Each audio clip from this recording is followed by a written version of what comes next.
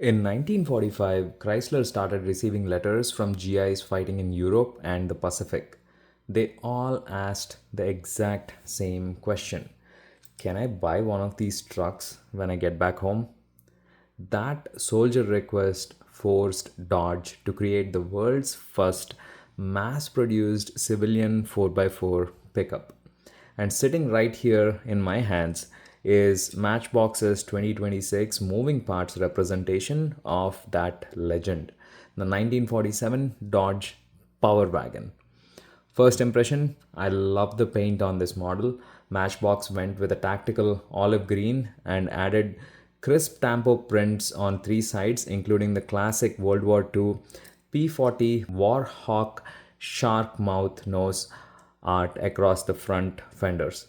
If you look closely at the roofline, Matchbox pulled off an incredible detail.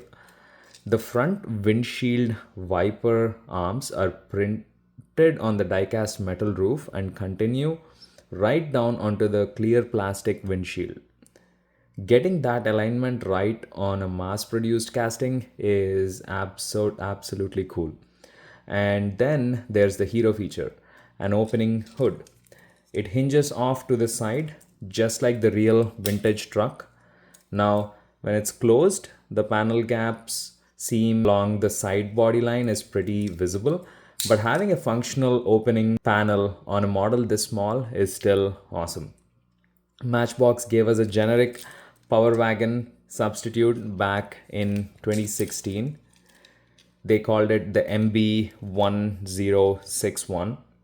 But now that we finally have the official licensed 1947 Dodge Power Wagon, it completely changes the game.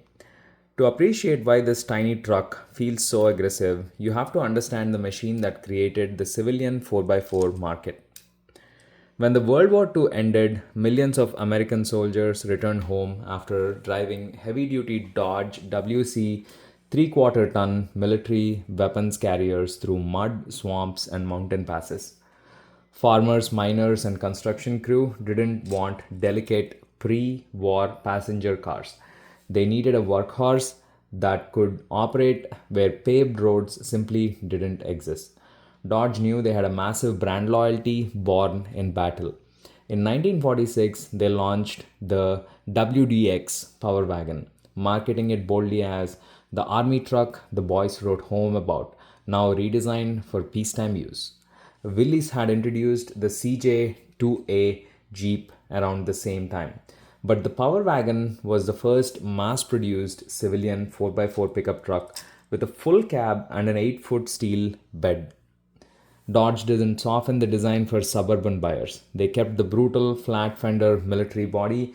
Wide front fenders sat separate from the narrow hood so mud wouldn't clog the steering mechanism off road. Under the hood was Dodge's T137 engine, a 230 cubic inch flathead inline 6 making 94 horsepower. While 94 horsepower sounds small today, it was paired with a 4-speed manual and a 2-speed transfer case geared so low the truck could crawl up a cliff face at walking speed. Even better, Dodge gave it a power takeoff system.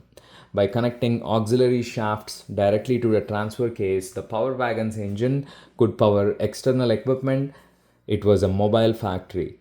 You could drive into the woods and use your truck as a sawmill, a post hole digger, a snowplower, or a water pump. On the front bumper, it mounted a heavy 10,000-pound winch. That flat fender design was so bulletproof that Dodge kept making it for the US market virtually unchanged until 1968 and continued export production until 1978. Today, the original Power Wagons are off-road royalty. High-end Restomod builders fit these 1940s bodies onto modern turbo diesel chassis, selling them at elite auctions for $150,000 to $300,000. Which brings us back to the diecast on my desk. Now that you know the story, look at this Matchbox casting again. This is release 37 in the 2026 moving parts lineup. If we compare it to the 2016's generic M1061 casting, the improvements are everywhere. On the 2016 model, the wheels were small. They were kind of tugged too far under the body. But on this new 2026 release, the wheels are larger proportion and fill out those flat fenders with exact heavy duty stance the real truck had. When you flip the model over, you find something that's absolute rarity on these days. Massive detail on the bottom. Matchbox molded the front and rear live axles, differential housings, transfer case, and driver shafts directly into the base. Under the side opening hood, you get a molded representation of that flathead inline 6 engine block and radiator shroud. Is it perfect? Not quite. Matchbox painted tampos on all three sides, but completely skipped the rear tailgate. The real Power Wagon has a massive Dodge logo stamped into the tailgate steel, which is also missing here. And the tailgate's lights were left unpainted. However, that is an easy fix.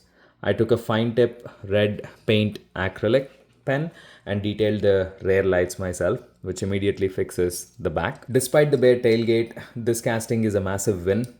Matchbox captured the standalone headlight pods, the winch, the extension on the front bumper, and the overall rugged spirit of the 1947 workhorse.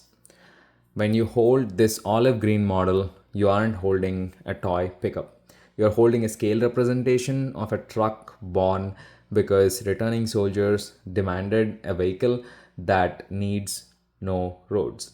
Matchbox didn't give us a cool diecast, they preserved a piece of 4x4 history.